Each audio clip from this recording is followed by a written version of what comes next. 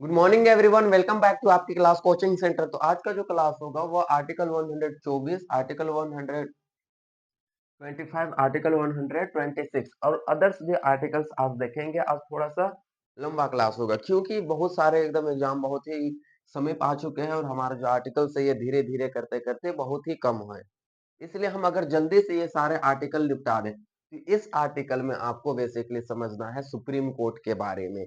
ऐसे कोई भी टॉपिक्स नहीं होते हैं जो इसमें से कि सुप्रीम कोर्ट नहीं आते हैं। वेरी वेरी इंपॉर्टेंट आपका संघ भाग 5 के संघ में सुप्रीम कोर्ट बहुत ही महत्वपूर्ण है। एक सुप्रीम कोर्ट और एक है संसद, जिसके चर्चा 79 में है। संसद एक होते हैं और 80 राज्यसभा और 81 के लोकसभा।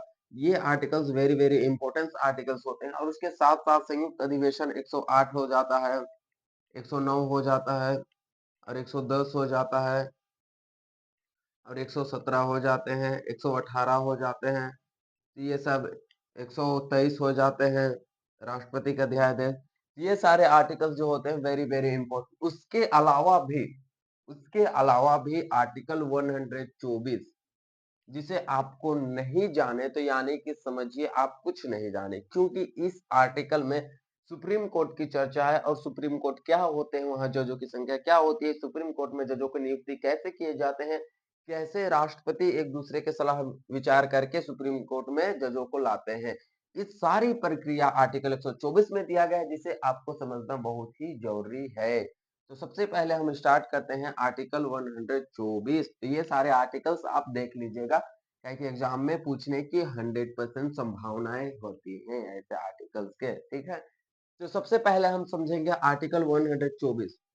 तो आर्टिकल 124 में क्या दिए गए हैं, तो सुप्रीम कोर्ट। तो सुप्रीम कोर्ट यानी कि हम इसको शॉर्ट भाषा में एस से लिखे, एस से सुप्रीम और सी से कोर्ट। ठीक है, तो सुप्रीम कोर्ट की चर्चा है। आर्टिकल 100 में सुप्रीम कोर्ट की चर्चा है। इसमें जज कितने होते हैं, सबसे पहले हम जज जानेंगे 33। 33 प्लस 1। 33 प्लस 1 क्यों लिखे हैं, तो 33 क्या होते हैं, जज होते हैं। 33 जज होते हैं और एक जो होता है, कोई लीडर करने के लिए होंगे, कोई लीडर होंगे, कोई मुख्य होंगे। एक जो होते हैं मुख्य न्यायाधीश। मुख्य न्यायाधीश, मुख्य न्यायाधीश ये कौन होते हैं, मुख्य न्यायाधीश।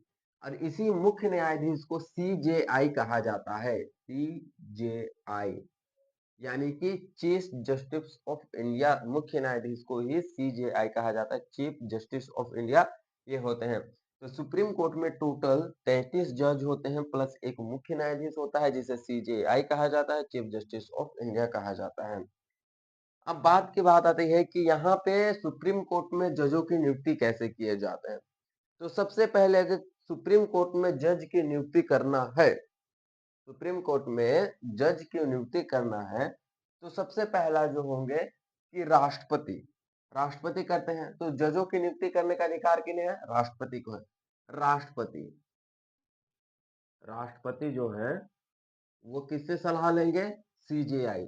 शॉर्ट में लिख दे रहे हैं, ठीक है, आपको समझ जाना है कि मुख्य न्यायाधीश का बात किए जा रहे हैं। तो मुख्य न्यायाधीश को ही CJI, chief justice of India कहा जाता है। राष्ट्रपति जो होंगे वो किसके सलाह लेंगे भाई, तो यहाँ पे आपको सलाह लेने का कार्य करेंगे सीजेआई के, सलाह लेते हैं सीजेआई के। उसके बाद राष्ट्रपति जो साहब है वह सुप्रीम कोर्ट में जजों की नियुक्ति करते हैं। कैसे करेंगे, अब जजों की नियुक्ति करने की क्या क्यों करते हैं, क्योंकि सुप्रीम कोर्ट में जज नहीं होते हैं तो राष्ट्रपति कर देते हैं। अब कोई भी जज को कि क्या योग्यताएं होनी चाहिए कि वो सुप्रीम कोर्ट का जज बन सके, किसी भी व्यक्ति में क्या योग्यताएं होनी चाहिए कि वो सुप्रीम कोर्ट का जज बन सके। तो सबसे पहला वो हाई कोर्ट। कहाँ, हाई कोर्ट, एससी लिख दे रहे हैं, हाई कोर्ट। हाई कोर्ट में यदि वो 10 साल, 10 साल वकील, यदि वह हाईकोर्ट में 10 साल वकील या 5 साल, 5 साल जज, दोनों में से एक, या तो वह 10 साल वकील रह गया हो या तो वह 5 साल जज रहा हो, तो उस आधार पर राष्ट्रपति क्या करेंगे, जजों की नियुक्ति करेंगे और साथ साथ क्या, राष्ट्रपति के नजर में कानून के अच्छा जानकार होने चाहिए। तो इस आधार पर सुप्रीम कोर्ट में जजों की नियुक्ति राष्ट्रपति करते हैं, सलाह लेते हैं सीजेआई से। क्या कहते हैं कि हम जजों की नियुक्ति करने जा रहे हैं, ठीक है, जज की नियुक्ति करने जा रहे हैं। आपको पता है कि सुप्रीम कोर्ट में किसी भी जज को नियुक्त करने के लिए उन जजों की क्या योग्यताएं होनी चाहिए, क्वालिफिकेशन क्या होनी चाहिए, तो बताया जाता है कि वो कोई भी हाई कोर्ट में 10 साल वकील रहे हो या तो 5 साल जज रहे हो, साथ साथ राष्ट्रपति के नजर में कानून के अच्छे जानकार रहे हो, तो उन्हें सुप्रीम कोर्ट में जज के रूप में स्वीकार कर लिया जाता है।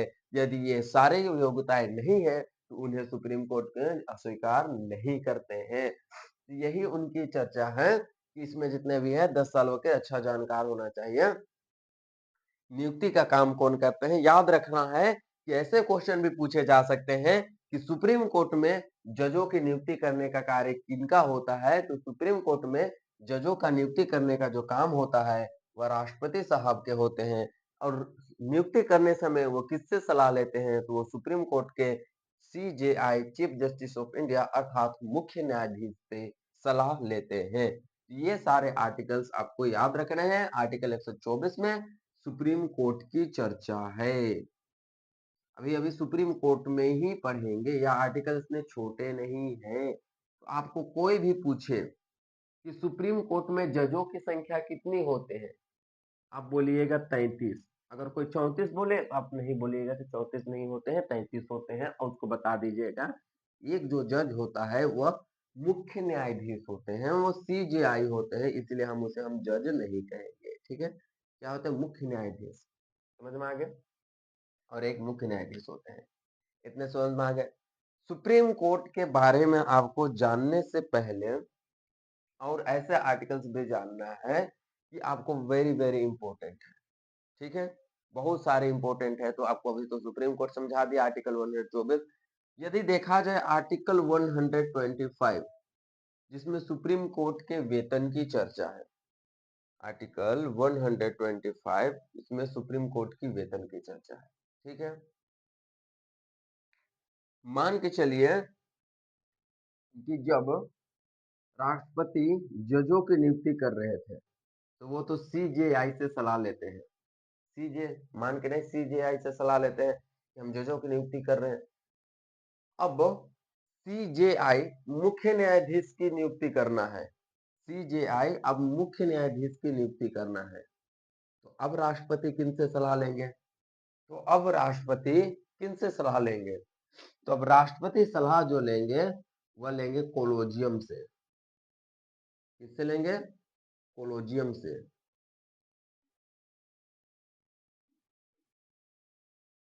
कोलोजियम से सलाह लेंगे। आपको पूछा जाएगा कि जब राष्ट्रपति जज की नियुक्ति करेंगे तो सीजेआई से सलाह लेंगे, लेकिन राष्ट्रपति जब खुद सीजेआई की नियुक्ति करेंगे तो क्या सीजेआई की ही सलाह लेंगे, नहीं लेंगे। तब किसका सलाह लेंगे, तब कोलोजियम का सलाह लेंगे। कोलोजियम क्या होता है भाई, तो 33 जज में से 5 वरिष्ठ जज, कितने, 5 वरिष्ठ जज, यानी कि 5 ओल्ड पुराना जज कि एक समूह को ही कोलोजियम कहा जाता है। 5 पुराने जज के एक समूह को ही कोलोजियम कहा जाता है। समझ में आ गया। आप फिर से हम रिपीट कर रहे हैं कि जब सीजेआई की नियुक्ति करने होते हैं तो कोलोजियम से सहायता लेते हैं, जब जजों की नियुक्ति करने होते हैं तो वह किससे सलाह लेते हैं, सीजेआई से सलाह लेते हैं राष्ट्रपति। इनका कार्यकाल कितने वर्षों के लिए होता है, बेसिकली 65 वर्ष के लिए होते हैं। कितने वर्ष के लिए होते हैं, तो 65 वर्ष होता है इनका कार्यकाल, 65 वर्ष होता है। ठीक है, इतना आपको नहीं घबराना है, इतने बारे में आप समझ चुके हैं। तो आर्टिकल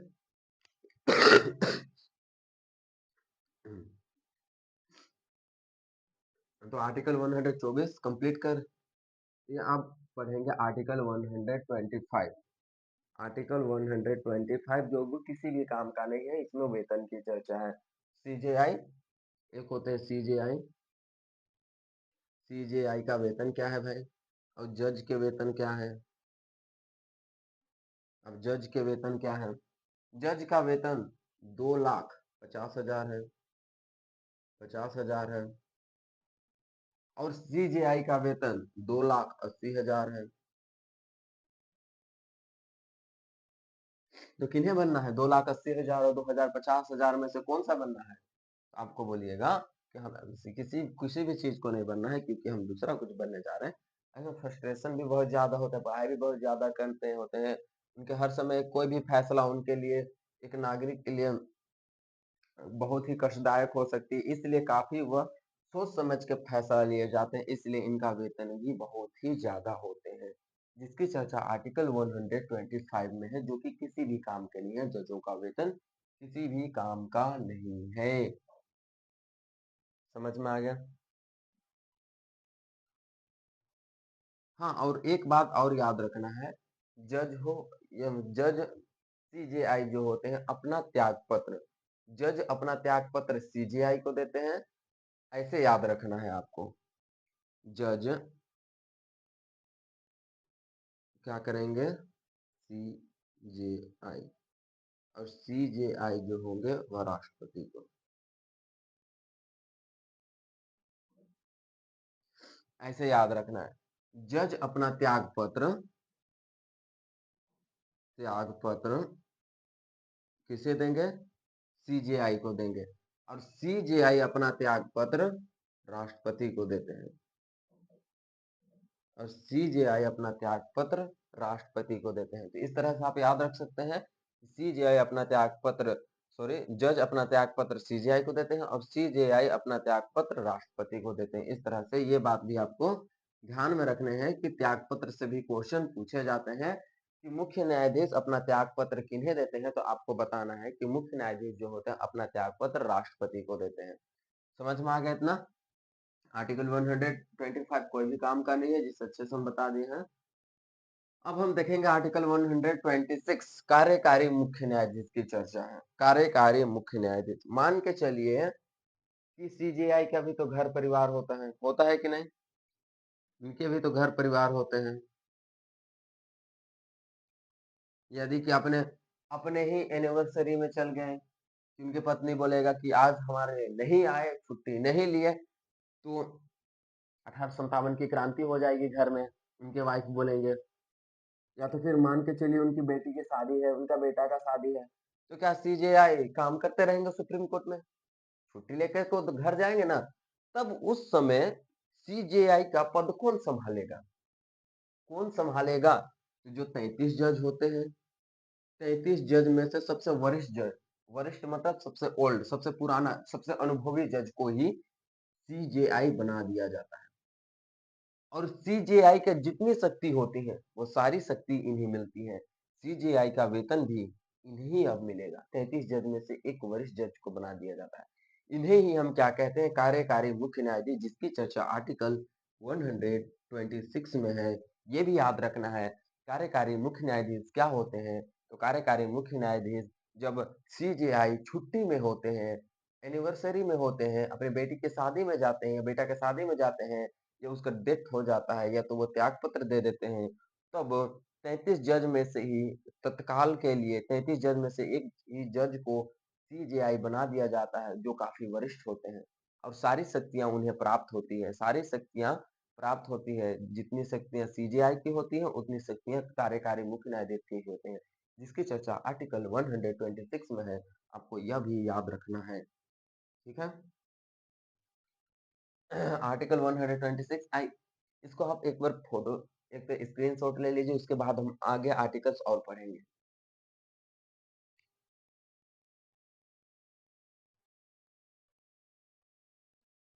आप ले लिए? तो फिर हम अगला आर्टिकल्स देखते हैं, ठीक है?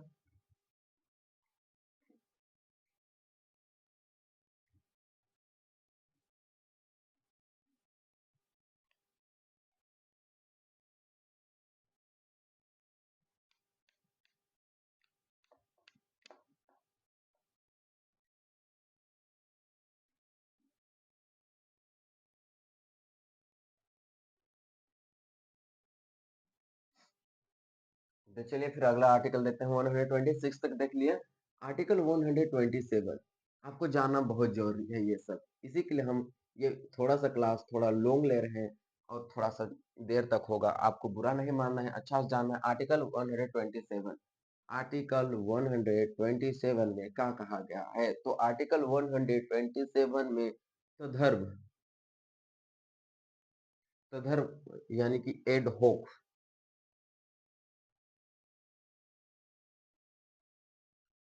जज के बारे में कहा गया है। तो तदर्भ जज या तो फिर एडहोक जज, एडहोक एडहोक जज के बारे में यहाँ पे कहा गया है। कौन सा आर्टिकल? आर्टिकल 127 में एडहोक जज या तो तदर्भ जज की चर्चा है। ठीक है, अब मान के चलिए कि आर्टिकल 126 में तो सीजेआई छुट्टी में चल गए थे, उनकी शादी बियाह थी, इसलिए या तो त्यागपत्र दिए। मान के चलिए जजों को भी तो जाना है, उनके भी तो घर परिवार है, उनके भी पत्नी है कि मेरे एनिवर्सरी में नहीं आ रहे, क्यों नहीं आ रहे? तब तो जज भी तो छुट्टी मांग के जा सकते हैं। तो जज भी तो छुट्टी मांग के जा सकते हैं कि नहीं? आप बोलेंगे बिल्कुल जा सकते हैं भाई, वहां पे जा सकते हैं। उसी की चर्चा है तदर्भ जज, कि जब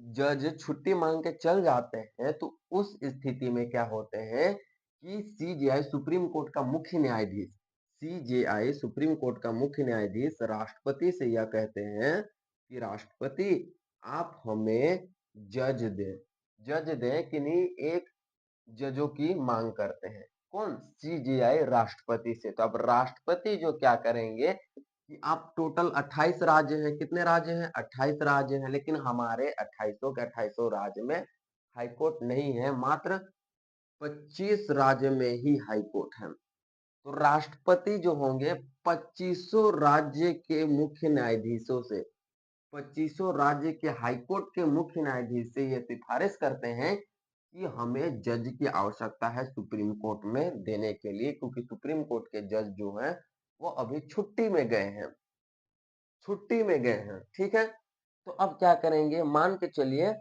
है तो दे देंगे, 25 हाई कोर्ट अगर उनके पास जज एक्स्ट्रा है तो दे देंगे, लेकिन नहीं है तो क्या करेंगे वाला सिस्टम है। तो मान के चलिए है 25 हाई कोर्ट में है, तो वो राष्ट्रपति को दे देते हैं जज, राष्ट्रपति को दे देते हैं जज, और राष्ट्रपति हाई कोर्ट में उस जज को नियुक्त कर देते हैं।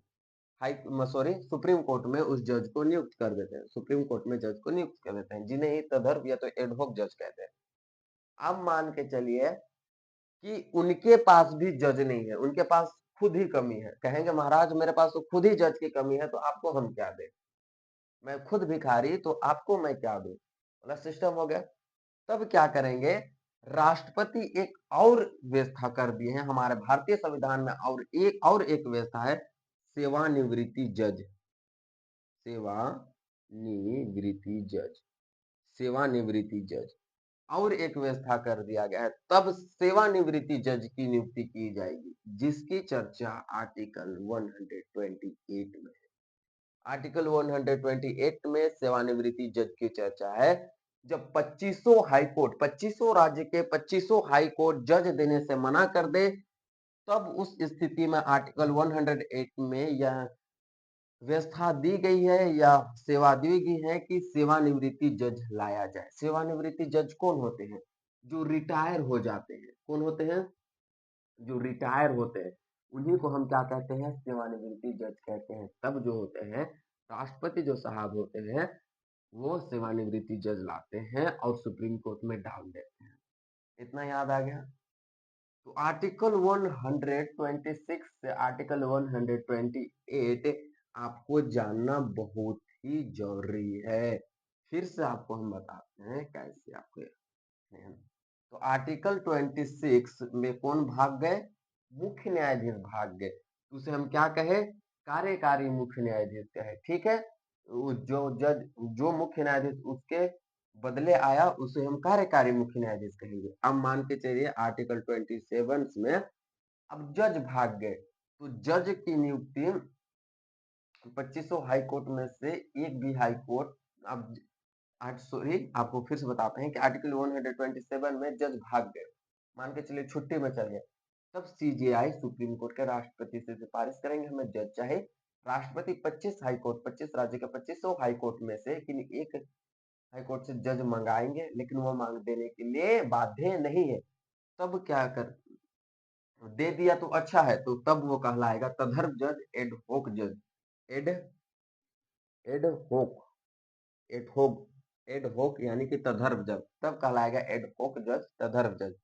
मान के चलिए कि वो 2500 हाई कोर्ट मना कर देते हैं देने के लिए, तो आर्टिकल 28 में और एक व्यवस्था की गई है, उसे हम कहते हैं सेवानिवृत्ति जज, सेवा निवृत्ति। जो भी हर्षी दीर्घी हो आप अपना देख लीजिएगा, उतना अभी नहीं हम देख रहे हैं, तो उसे कहते हैं सेवानिवृत्ति जज। और यहाँ पे होते हैं कार्यकारी मुख्य न्यायाधीश,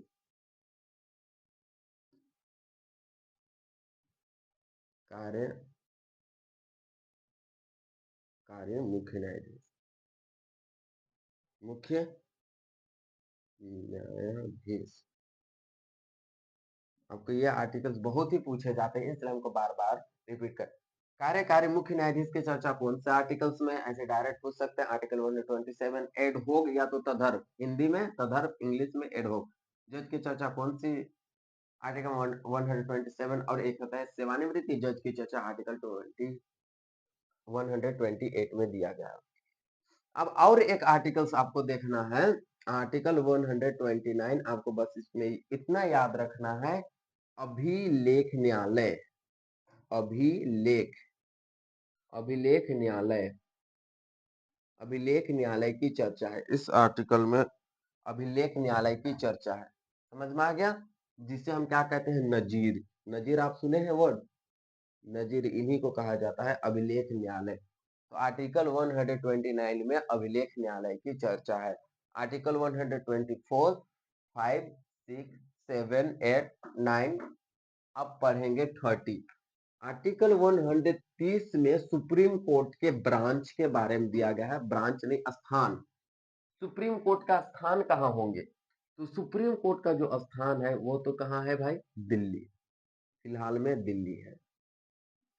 लेकिन मान के चलिए कि एक सुप्रीम कोर्ट से मुद्दा को सुलझाया नहीं जा रहा है, बहुत सारे जनता भीड़ लगा दिए कि हमें, बहुत सारे भीड़ हो गए, मुद्दा बहुत सारे बढ़ गए, फैसला बहुत सारे लेने हैं, तब क्या करेंगे कि मुख्य न्यायाधीश राष्ट्रपति के सलाह से अन्य सुप्रीम कोर्ट के ब्रांच भी खोल सकते हैं। क्या कर सकते हैं, अन्य ब्रांच भी खोल सकते हैं, कौन, राष्ट्रपति। किसके सलाह से, वो सलाह लेंगे सीजेआई के सलाह से, सुप्रीम कोर्ट के ब्रांच भी खोले जा सकते हैं, और वर्तमान में उसका स्थान दिल्ली में है। ये दिया गया है आर्टिकल 130, आर्टिकल 130 याद रखना है, याद है कि नहीं, याद है। चलिए बस इतना ही आपको यहाँ याद रखना है। अब देखना है आर्टिकल 121, इसमें दिया गया है सुप्रीम कोर्ट के मौलिक अधिकार। क्या दिए गए हैं, मौलिक, जैसे कि हम लोग के भी मौलिक अधिकार होते हैं ना, उस तरह सुप्रीम कोर्ट के भी मौलिक अधिकारिता, अधिकारिता के बारे में चर्चा है, जिसे हम अधिकार कह सकते हैं, अधिकारिता के बारे में चर्चा है। सुप्रीम कोर्ट के मौलिक अधिकारिता क्या होते हैं, वैसे मुद्दे केवल सुप्रीम कोर्ट में लड़े जाए, वैसे मुद्दे केवल सुप्रीम कोर्ट में लड़े जाते हैं, तो उसे हम क्या कहते हैं, सुप्रीम कोर्ट का ये मौलिक अधिकार है, फंडामेंटल राइट्स है, जो कि केवल सुप्रीम कोर्ट में ही ये मुद्दे लड़े जा सकते हैं। तो इसमें वैसे मुद्दे को शामिल किया जाता है जिसमें केवल सुप्रीम कोर्ट में ही इस मुद्दे को लड़ा जा सकता है, परंतु अन्य कोर्ट में नहीं। सुप्रीम कोर्ट कह देगा कि ये मेरा बच्चा, ये मेरा शिकार है, मेरा हम दाना डाल के इस शिकारी को फंसा है, तुम मेरा शिकार मत लो। इसमें दिया गया है सुप्रीम कोर्ट के मौलिक अधिकारिता, जिसकी चर्चा आर्टिकल 121 सॉरी 31 में है। जिसमें से क्या होंगे, पहला हम देखेंगे कौन सा, राज्य केंद्र, राज्य और केंद्र का विवाद, राज्य और केंद्र का विवाद हम सुप्रीम कोर्ट में ही लड़ सकते हैं, उसके अलावा कहीं नहीं लड़ सकते हैं। सुप्रीम कोर्ट के अलावा क्या हाई कोर्ट में लड़ सकते हैं, आ जाइएगा हाई कोर्ट, एक थाप देगा हाई कोर्ट, भेज देगा सुप्रीम कोर्ट जाओ, यहाँ पर मुद्दा नहीं देख रहा है, सुप्रीम कोर्ट से मार नहीं खाना है, वो मेरा बाप है कहता है हाई कोर्ट, सुप्रीम कोर्ट मेरा बाप है, इस तरह से कहता है, इसी के लिए वो सुप्रीम कोर्ट में ही लड़े जा सकते हैं। दूसरा क्या मुद्दा हो गया भाई, दूसरा मान के चलिए राज्य और केंद्र का विवाद हुआ तो सुप्रीम कोर्ट, अब भाई भाई के भी तो लड़ाई हो सकते हैं ना, हो सकते हैं कि नहीं, हो सकते हैं। तो मान के चलिए राज्य और राज्य का भी लड़ाई हो गया, विवाद हो गया, वो भी डायरेक्ट कहाँ पे जाएंगे, यहाँ पे लिख दे रहे हैं सुप्रीम कोर्ट। ये भी सुप्रीम कोर्ट, ये भी सुप्रीम कोर्ट। ठीक है। और तीसरा मुद्दा हो जाते हैं कि एक तरफ केंद्र, एक तरफ एक तरफ केंद्र एक तरफ 28 राज्य, 28 के 28 राज्य मिल करके केंद्र पर हमला कर देते हैं, या केंद्र ही क्या करेंगे, 28 राज्य पर हमला कर देते हैं, या तो लड़ाई हो जाता है। ये भी विवाद सुप्रीम कोर्ट में ही लड़े जाते हैं। आपको और एक है, और एक फैसला है, राष्ट्रपति, राष्ट्रपति और उपराष्ट्रपति, कौन, उपराष्ट्रपति, राष्ट्रपति और उपराष्ट्रपति, इन दोनों का विवाद भी तो सुप्रीम कोर्ट में देखे जाते हैं, इसके अलावा और कहीं नहीं देखे जाते हैं। लेकिन यह इसकी चर्चा आर्टिकल 71 में है, इसलिए राष्ट्रपति और उपराष्ट्रपति के विवाद को मौलिक आधिकारिकता में नहीं रखते हैं, क्योंकि इसकी अलग से चर्चा आर्टिकल 71 में है। इसके डायरेक्ट कहाँ पे लड़े जा सकते हैं, सुप्रीम कोर्ट में ही इसका विवाद को लड़ा जाता है। राष्ट्रपति और उपराष्ट्रपति का विवाद भी सुप्रीम कोर्ट में ही लड़े जाते हैं, लेकिन मौलिक अधिकार में नहीं आते हैं, क्योंकि उनकी चर्चा आर्टिकल 71 में है, अलग आर्टिकल में दिया गया है। ये बेसिकली तीन बातें याद रखना है जो केवल सुप्रीम कोर्ट में लड़े जाते हैं, इसकी चर्चा आर्टिकल 131 में है, और ये भी विवाद है केवल सुप्रीम कोर्ट में ही लड़े जाते हैं, लेकिन इनकी चर्चा अलग से है 71 में, इसलिए इसे हम मौलिक अधिकारिकता में नहीं रखते हैं, और इसे ही हम मौलिक अधिकारिकता में रखते हैं सुप्रीम कोर्ट के। समझ में आ गया। अब देखेंगे लास्ट आर्टिकल, उसके बाद आर्टिकल, एक और लास्ट आर्टिकल देख लेते हैं, आर्टिकल 132।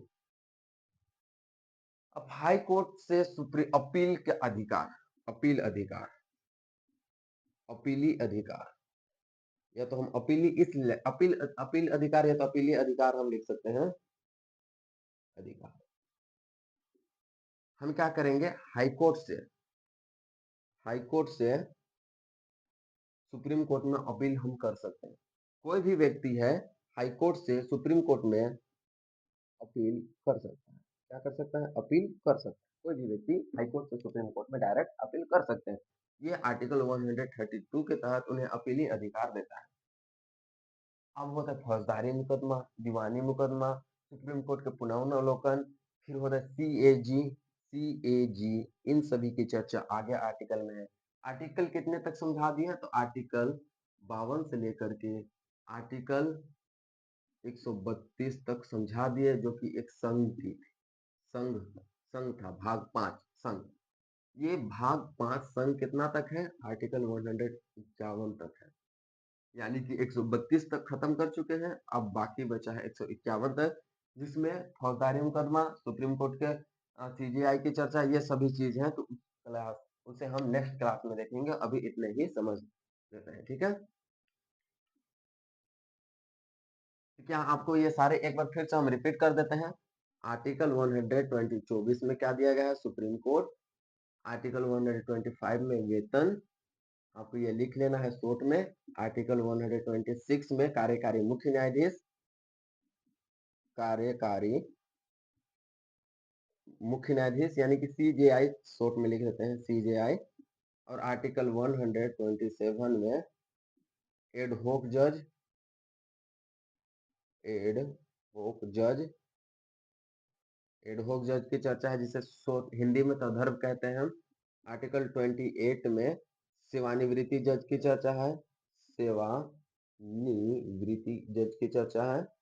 आर्टिकल 100, आर्टिकल 129 में किसकी चर्चा है, अभिलेख न्यायालय, अभिलेख न्यायालय की चर्चा है, जिसे नजीर कहते हैं। अभिलेख न्यायालय, न्यायालय की चर्चा है, जिसे हम क्या कहते हैं, नजीर कहते हैं, शॉर्ट में नजीर, आप सुने होंगे नजीर। अब आर्टिकल 130 में, ये सारे वेरी वेरी इंपॉर्टेंट आर्टिकल है, कि सुप्रीम कोर्ट का स्थान, स्थान की चर्चा है, कहाँ है, दिल्ली, ये याद रखना है। और आर्टिकल 131 ये तो आपको याद रखना है, मौलिक अधिकारिता, मौलिक अधिकारिता, अधिकारिता।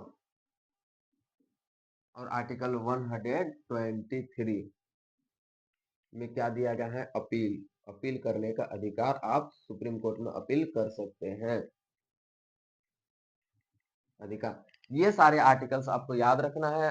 124 में सुप्रीम कोर्ट, 25 में वेतन, 26 में ऐसे याद रखना है कार्यकारी मुख्य न्यायाधीश, 27 में एडहोक जज, 28 में सेवानिवृत्ति जज, 129 में अभिलेख न्यायालय जिसे नजीर कहते हैं, 130 में सुप्रीम कोर्ट का स्थान कहाँ है, दिल्ली है, 131 में मौलिक अधिकारिता और 132 में अपील करने का अधिकारिता। ये सारे वेरी वेरी इंपॉर्टेंट है जो कि आपके एसएससी के एग्जाम में पूछे जा सकते हैं और अन्य एग्जाम में भी।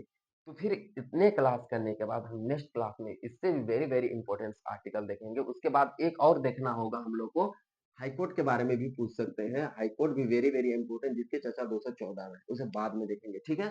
तो फिर नेक्स्ट क्लास में हम फिर मिलते हैं। धन्यवाद, थैंक यू, जय हिंद, जय भारत।